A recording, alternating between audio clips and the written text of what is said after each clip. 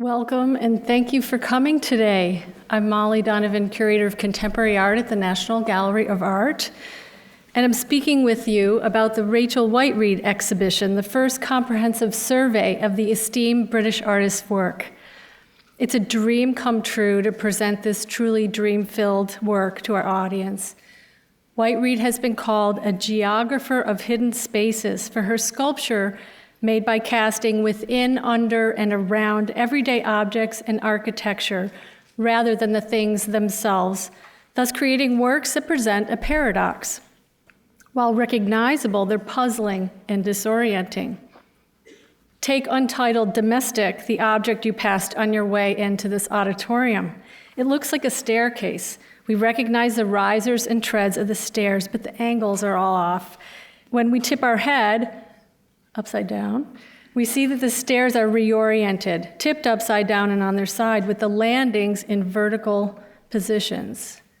This work, the largest in the exhibition, is an architecture scale cast from the original idea of a fire escape.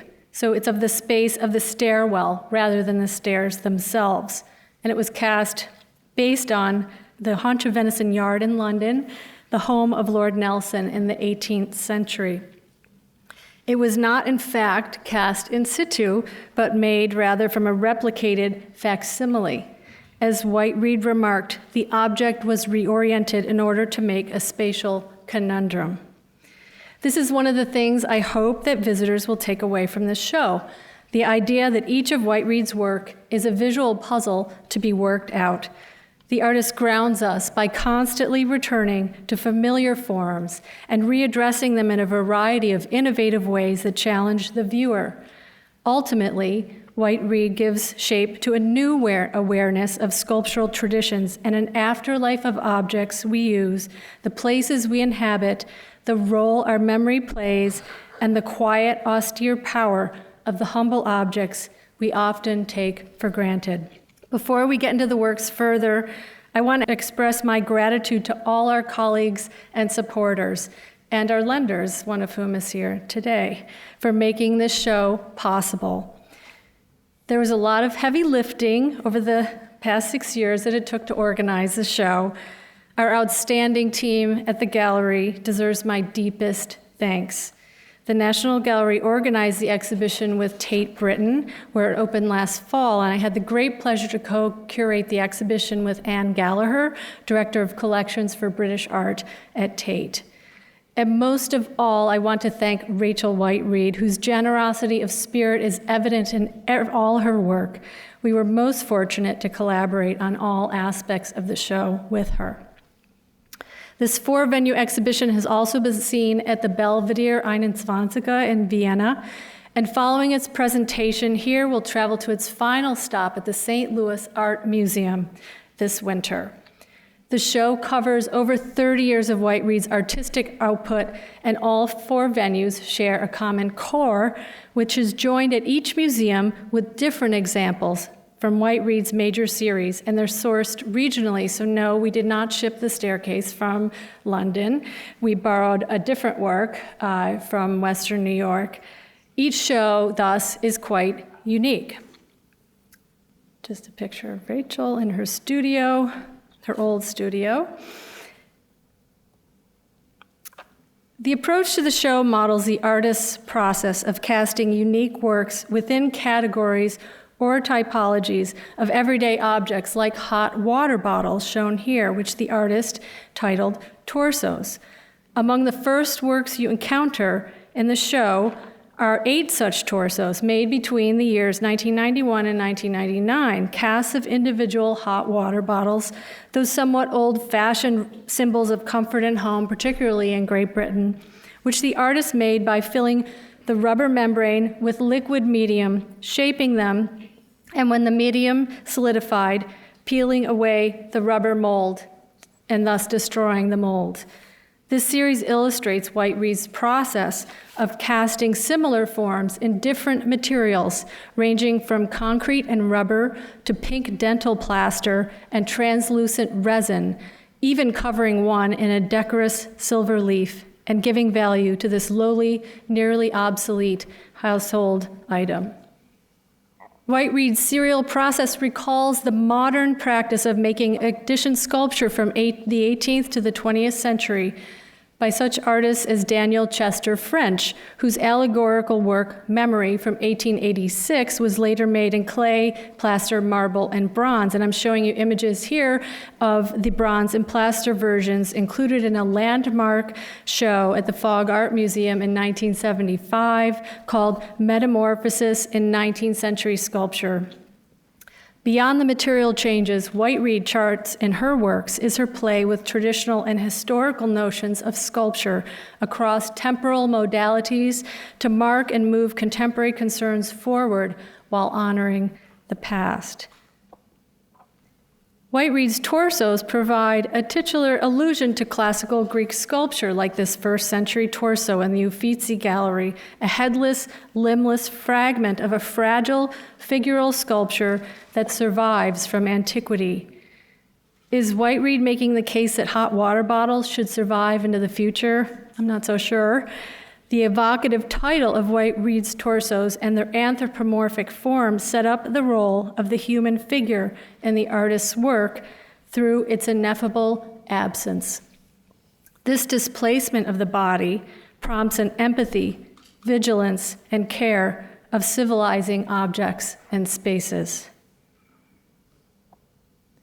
Her other series, like her mattresses, windows, doors, small colored still lifes, and commissioned works likewise underscore distinctions within related groups, like individuals in a collection of people, and the contingencies of place. The show illustrates that this artist, well known for the consistent role casting plays in her work, should equally, if not more strongly, be characterized for the repetition and reproductive processes driving her practice. As White Reed has stated, I've done the same thing over and over again, the same processes and research, but refining the strategy. For as we've seen, sometimes she casts from the original objects, while at other times she creates the mold herself and casts an invented form. It's never the same twice. While White Reed may be the Artist Laureate of London, some may not be as familiar with her work, so this introduction is presented in mostly chronological order. For others, the Rachel we know may go back nearly 30 years to 1990, when she made her breakthrough work, Ghost, or 1993 with House, which caused a big stir in London. She's been making great work all the while. Importantly, her practice cannot be fully understood as simply autonomous cast objects. Rather, her works are best understood as these series of related objects that bear the human imprint. Her quietly powerful sculptures leave an indelible mark on our imagination. And I know I've never forgotten the first works I saw by Rachel in Philadelphia at the Institute of Contemporary Art in 1993. And I've been following her ever since. Our hope is that this show will haunt the memories of our audience for a long time, too. So who is Rachel White Reed, and why does she make the work she does? She was born in 1963 in Ilford, due east of Highgate, on the edge of Greater London. White Reed's family eventually moved to Muswell Hill in North London, a blend of lower middle class, bohemian, and working class inhabitants, where Rachel spent the better part of her childhood with her older twin sisters, artist mother, and geography teacher father. And I can highly recommend watching the BBC documentary at the end of the exhibition. It touches on her biography as it relates to her career and features an extensive interview with Rachel.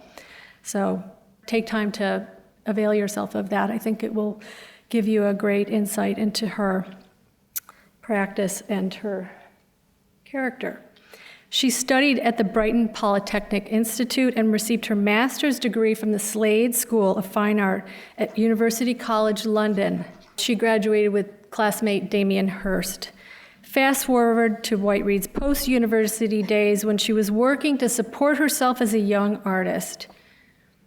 Her first exhibition at the Carlisle Gallery in 1988 included 4 objects cast from household furniture: Shallow Breath, the cast of the underside of a bed, and Closet, the cast of the inside of a wardrobe covered in black felt, both recalling the hiding spaces of childhood. White-Read would later say, "I found a way to make memories solid. As indices of memorial objects and spaces, they have been compared to death masks of the everyday and forgotten." Together with her first torso and mantle, cast from a dressing table, she chose the domestic items that would have provided the basic comforts for a North Londoner living in a terrace house, or a recent university graduate, and more specifically, a young artist working multiple jobs to support herself and maintain a studio. In 1990, to realize her desire to cast an entire room for an upcoming show at the Chisenhale Gallery, White-Read leased a terrace house at 486 Archway Road in North London from Acme, a nonprofit organization providing artists with affordable space, which had leased the house from the local council. The resulting work, Ghost, would catapult her from quasi-anonymity to art world stardom at the age of 27. White-Read's choice to make Ghost from a room relatively similar in size, not big, not small, and style, with a door, a window, and a fireplace to those in which she grew up, links her own life to the work. Ghost was made by hand almost entirely by White-Read, who laboriously hauled plaster of Paris dry mix up the steep Archway Road on her bike, a few bags at a time. This is 486 Archway Road right here. She methodically applied wet plaster on everything but the ceiling and door in logical gridded sections, including the areas of the door. Here's a detail of the door, the window, and the fireplace of the entry-level Victorian parlor. In a 2008 interview, she told me she'd like to make the work the same way again, but that she can't repeat naivete. This puzzling sculpture is presented as a box-like object comprising panels installed over an armature of shelving brackets and bearing the negative impressions of the interior surfaces facing outward toward the viewer, creating a positive form from a negative space. She had achieved her stated goal to mummify the air in the room. After assembling the work in her studio, she walked in one morning to see the natural light hitting Ghost and focusing on the light switch. She understood in this moment that she, as the viewer, had become the wall, and that she'd done something extraordinary. Now, to unpack this statement, White-Read had created a sculpture by making the void of the room appear solid, thus displacing the body. It's a bit of a brain puzzle, so I'll let you think about that for a second, let it sink in. The work's austerity and clarity belies its complexity and richness. She later remarked, "When I made Ghost, I was interested in relocating a room, relocating a space from a small domestic house into a big concrete anonymous place, which is what museums have done all over the world for years and years." By carrying these household items into the future, White-Read's process recalls the plaster reproductions of antique architecture in the so-called cast courts of 19th century Beaux-Arts museum displays, the now classic mausoleum as museum or museum as mausoleum model, whichever you prefer. And on this score, please save the date of October 26th for the public symposium, when we will have Professor Mari Lending as our keynote speaker. Her recent book, Plaster Monuments, Architecture and the Power of Reproduction, will be addressed vis-a-vis White-Read's practice. So this is not Ghost I'm showing you in the slide, but rather a different work called Room 101, and it was installed in the cast courts at London's Victoria and Albert Museum in 2003. Ghost was shortlisted for the Turner Prize in 1991. It was her linchpin work and set her career on a track that never slowed. White-Read has since received numerous awards. In 1993, she was the first woman and youngest artist to win the coveted Turner Prize for House, which we saw earlier, the cast of an entire terrace house in East London. She was awarded the prize for the Best Young Artist at the Venice Biennale in 1997, was created Commander of the British Empire in 2006, presented with the International Medal from the Arts from the U.S. Department of State in 2016. And in 2017, she won the Ada Louise Huxtable Prize, and on. They just keep piling up.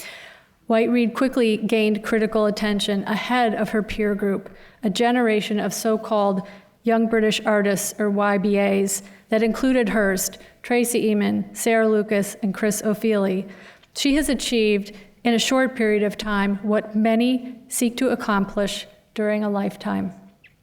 Ghost, her breakthrough work, entered the National Gallery's collection in 2004, a generous gift of the Glenstone Foundation, and it was on view from 2004 to 2013.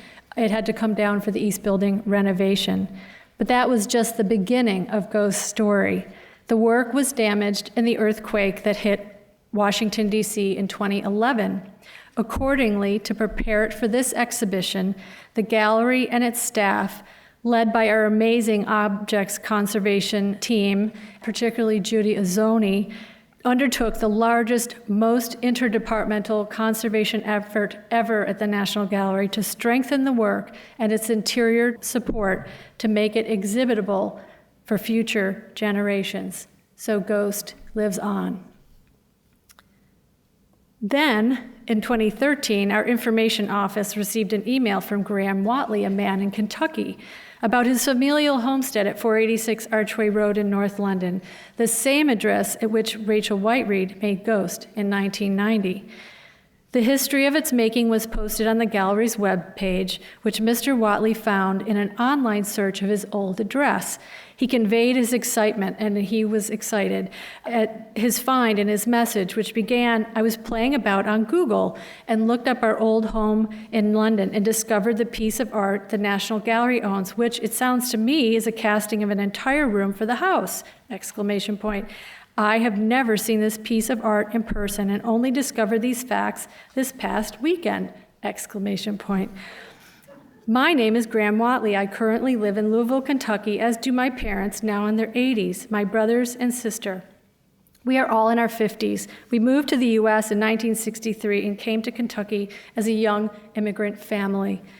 We used to live in the home upon which Rachel White-Read's piece called Ghost is based. That address is 486 Archway Road, Highgate, London, England, N6. Questions about the role that chance played in this story are inevitable. So too are the ways in which a life cast of an interior space would refill with that life. And I can highly recommend a supporting exhibition done in our library by my colleagues Pedro Zansky and Yuri Long that showcases the Watley family. There are more photos such as this at 486 Archway Road and elsewhere. And also it documents the making of Ghost in depth. So I could spend this entire talk discussing Ghost, but I'm going to resist that temptation. The objects White-Read would go on to make also invite close looking and thinking. One might wonder, how does she choose these objects to cast? As she has said, "I choose things for their humbleness." Adding that, she remarked, "Tactility is how I reference the object the work is cast from. Their familiarity draws us in, and she leaves us to figure the rest out ourselves." I'm just going to show you a couple pairings of related objects here. A plaster bath with glass on top and a few details to show the facture on their surface that she conveys through the casting process. A rubber bath and the drain. two mattresses and the staining on the bottom of the mattress, a rubber mattress, and the label on the back of the mattress. The work really invites careful looking at all the details, and it's remarkable the way in which the artist has conveyed the tactility of the original object. Another mattress-looking object, but is in fact the space between the bottom of the mattress and the floor, like Shallow Breath. And table and chair. This, of course, has a precedent in art history. Bruce Naumann's cast of the space under my chair, a concrete sculpture that, save for its title, would be fully abstract. And as we can see, Whiteread's work operates very differently, more socially than Naumann's, and subtly recasts his idea, giving it an afterlife. Considering Whiteread's processes within the context of traditional casting offers a means of appreciating her enigmatic work. To make a conventional bronze sculpture, for example, a positive model of plaster, clay, or wax is completed to an artist's degree of finish. Over that form, plaster is poured to create a mold from which the bronze is eventually cast. Whiteread, as we have seen, at times uses existing objects as her models, directly casting the spaces beneath, around, or within them. The final sculpture may be a cast of that space, a solidification of that void. Alternatively, it may be a positive cast of the original, or it may be something more complicated, for Whiteread plays with the language of sculpture by mixing techniques and combining elements of different casts. Whiteread has constantly taken photos, another form of casting impressions. There are a few series of found and discarded items she has come across at home in London and in her travels that provide a glimpse of how she sees the world. These three images are from a set of photographic screen prints of a controlled demolition of 3 deteriorating residential blocks in a working-class neighborhood of East London. They document a particular moment in the troubled history of failed British housing schemes. As Rachel said of the event, it was strange. Some people were celebrating and others were crying because these were their homes. You can look at it in 2 ways, an optimistic view of London or a pessimistic view of London, combining hope and community. What this work makes clear is Whiteread's fundamental belief that everyone has a right to a roof over their head. After her mother's death in 2003, while sorting countless cardboard boxes of her belongings, Whiteread realized how generic containers carry the imprint of personal memories. Contents, seen here on the left, in plaster, prefigured the monumental installation of polyethylene casts in Tate Modern's Turbine Hall. She went on to cast boxes of all shapes and sizes in combination with furniture and shelving. This is a real favorite. It's a cast of a dollhouse. And I invite you, when you go to the exhibition, to walk around the backside. We've allowed space for you to safely go behind it. And take note of the staircase and the balustrade, so carefully cast. I asked Rachel how she did this, and she said, "I can't share my trade secrets." But it's remarkable, the technical precision in this work. It's related to an exhibition that was at the MFA Boston in 2008 and 2009, and it was organized around Rachel's enormous collection of dollhouses that she obtained through friends and on eBay, that she then lit the interiors of and put in this very dark room. It was very moving. Given much of Whiteread's work considers the relationship between the interior and exterior structures in which we live, her turn to the subject of doors and windows is a natural one.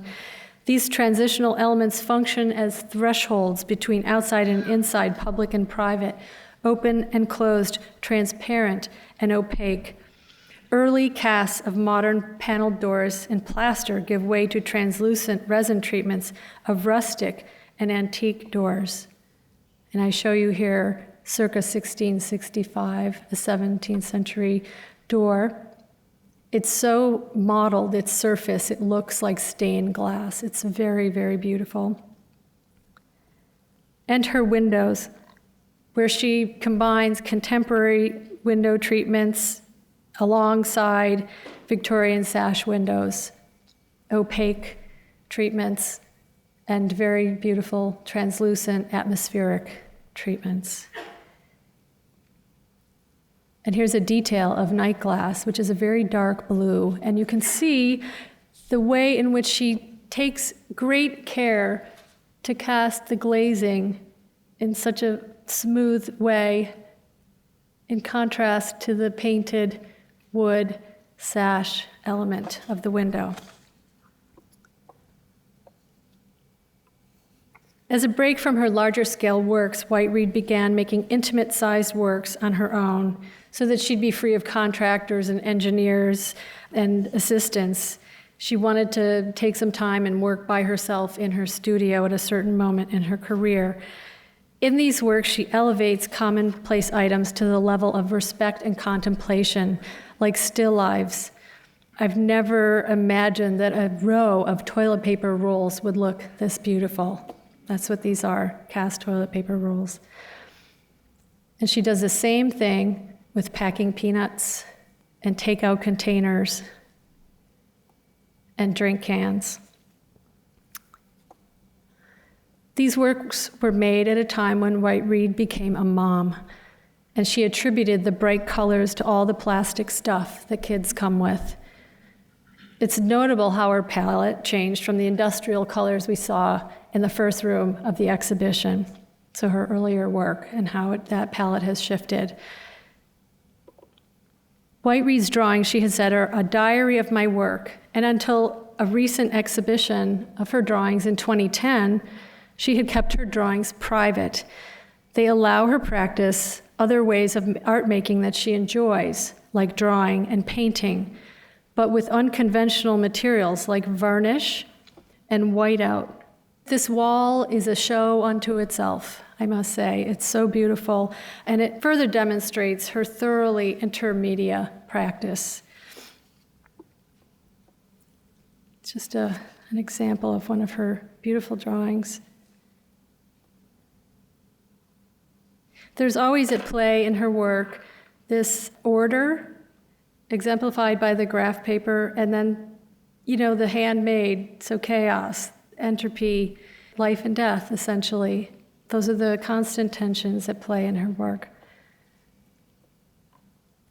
Whiteread has collected the detritus of life for decades, some of which she keeps, while others she casts, turning them into works of art.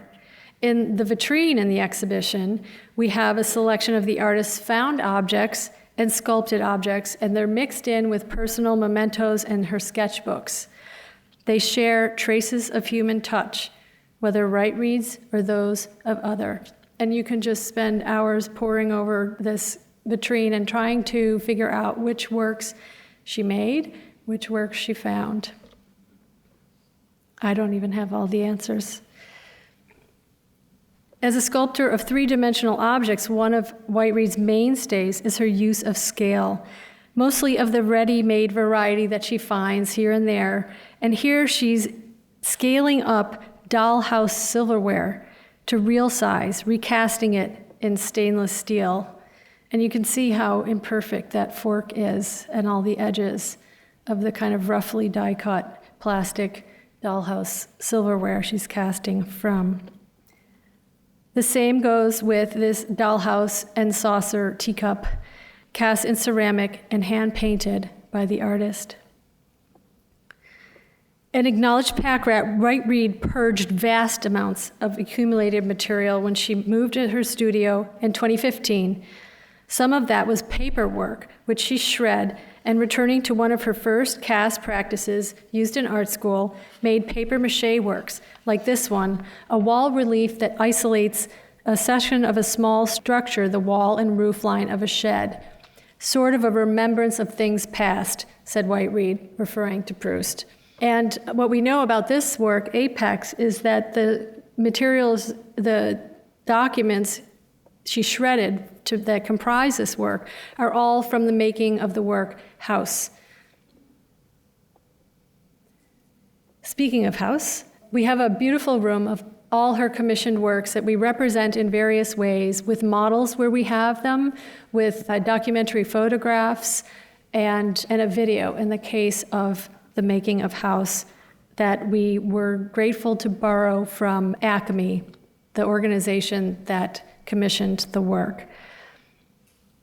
So while she was making her first cast of an entire room ghost, she determined to cast the interior of an entire home. And this became possible through a partnership with Art Angel, a public art organization in the United Kingdom. She was granted permission to cast this Victorian terrace house in East London that had been slated for demolition. Working with a structural engineer and professional concrete laborers, White-Reed painstakingly cast the interior before the exterior walls and roof were removed to reveal the sculpture. House became a catalyst for public debate, touching nerves on all sides of the public housing schemes in 1980s and early 90s London. Advocates declared House a masterpiece worthy of standing in perpetuity.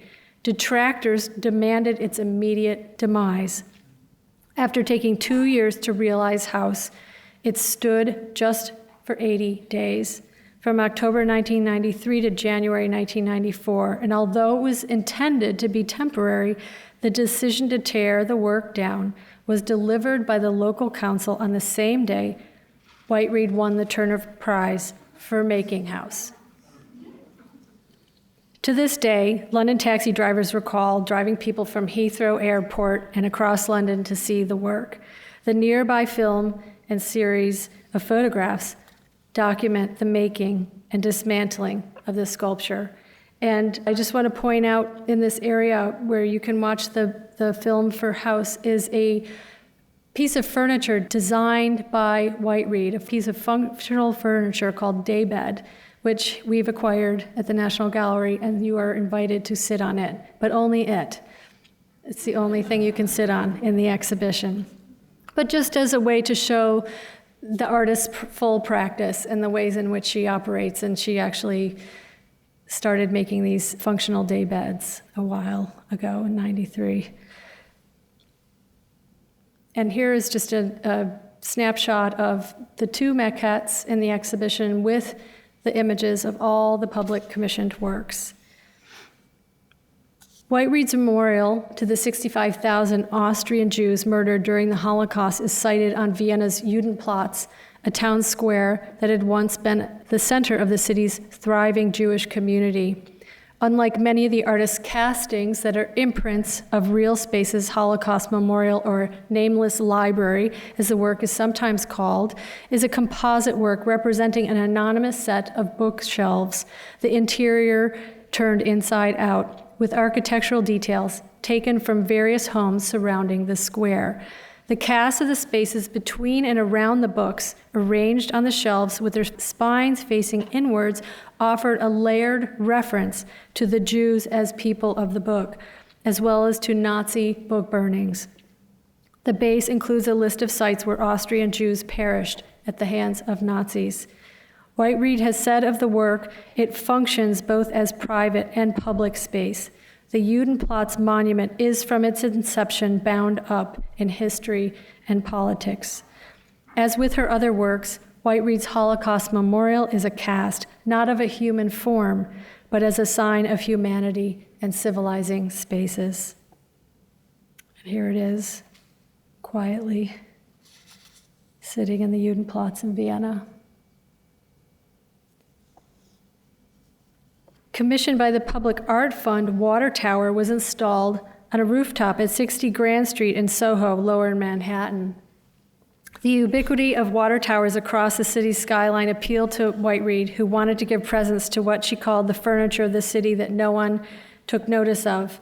She selected a translucent resin for its icy appearance and its ability to reflect the weather. She said, "I want it to seem like a peaceful moment in the sky, to echo the atmosphere of the city." Water Tower is now in the collection of the Museum of Modern Art in New York, where it's installed on its roof, seen here on the left. In 1998, White Reed was commissioned to create a temporary work to adorn the fourth plinth in London's famed Trafalgar Square. And we know about that square, the fourth plinth project, because of the Katharina Fritsch on the roof now, which was likewise commissioned to adorn the fourth plinth. Originally envisioned to hold a bronze statue of British monarch William IV, the plinth remained empty for 150 years. White Reed designed and inverted the resin cast to the exact dimensions of the granite plinth, a work which she described as a monument to the plinth, the support for sculpture contested by artists like Auguste Rodin since the late 19th century. Artists are always going after bases. Weighing in at 11 tons, monument was then the largest resin object ever made. Yet its translucence made it seem weightless and at times absent, in effect emphasizing the unrealized bronze of William IV. As I mentioned earlier, in regard to contents, Tate commissioned White Reed to create a work for Turbine Hall at Tate Modern, located alongside the Thames River in London. The project was inspired by a well-worn cardboard box that the artist had found among her mother's belongings shortly after her death. For White Reed, this humble carton was not merely a container for Christmas ornaments and toys, but offered a trove of personal memories. Embankment comprised 14,000 polyethylene interior casts of 10 different cardboard boxes, which were stacked in piles of various dimensions to create a labyrinth. The immersive installation transformed the vast space of Turbine Hall into a sort of warehouse, a referent to the industrial history of the museum, which had once operated as a power station. After the installation, the polyethylene boxes were shredded on site and recycled. Boathouse is the first of White Reed's shy sculptures, works that are placed inconspicuously and usually require a journey to reach, and from a distance look like the actual buildings from which they're cast. The sculpture, located on the shoreline of a Norwegian fjord, is a concrete cast of the interior of a boathouse. White Reed has said of her shy sculptures, "I wanted to make a shy sculpture, a sculpture that would stand there, peaceful and noble." And she's made a whole series. I'm not going to go through each one of them, but they're represented in the projects room of the show. And she's presently preparing to install another one of these shy sculptures, a Nissan hut, akin to a Quonset hut, that she's cast in concrete, and she'll be installing it in a forest in Yorkshire next week. This concrete cast of the interior of a wood cabin is located on Governor's Island alongside New York Harbor, with views of the New York skyline, accessible only by ferries from Manhattan during the summer months. White Reed littered the surrounded area with bronze casts of bottles, cans, and other trash, heightening the sense of isolation and abandonment. The impenetrable retreat is both tranquil and uninviting, its location in clear view of the Statue of Liberty and the former site of the Twin Towers, resonating with its sense of promise and disillusion. On the occasion of the London Summer Olympics in 2012, White Reed was commissioned to create a permanent artwork for the facade of the Whitechapel Art Gallery in East London, where a mosaic originally conceived for the space had never been realized. Sounds like Plinth, her work for Trafalgar Square. Working with the building's existing terracotta tree of life motif, the artist added an array of bronze leaf casts covered in gold that appear as if they are growing across the upper facade, and 4 terracotta casts of windows echo the windows original to the building. And her last commissioned work, installed just a year ago in London, the U.S. Embassy Flat Pack House. White Reed's monumental concrete sculptural frieze of a prefabricated house kit forms most of the entrance wall of the new United States Embassy in 9 Elms, South London, greeting all visitors from home and abroad. Flat Pack House takes as its inspiration from the affordable and transitional housing kits that were popular in the United States and Great Britain in the early mid-20th century, offering shelter after the two world wars. The project hints at White Read's social concerns and her sustained interest in housing policies. And finally, as a kind of parting shot, are a few drawings at the end of the exhibition. This one in silver leaf of an outlet, an electrical outlet. And I thought I would share with you a quote that the Irish poet laureate Colm Tóibín made about White Read, and they wonderfully collaborated on a volume that is also in our library exhibition called Testament. White Read made the images to accompany Tóibín's texts. But what he said about her, because he understands her poetic nature, and he was able to articulate it, I think rings quite true. What he said was, what she's brilliant at is that idea of the tactfully made image, the purity of it. And whatever happens to you as you look at these images or sculptures is mysterious, making one realize, I think I saw something or felt something that I cannot fully articulate. Thank you.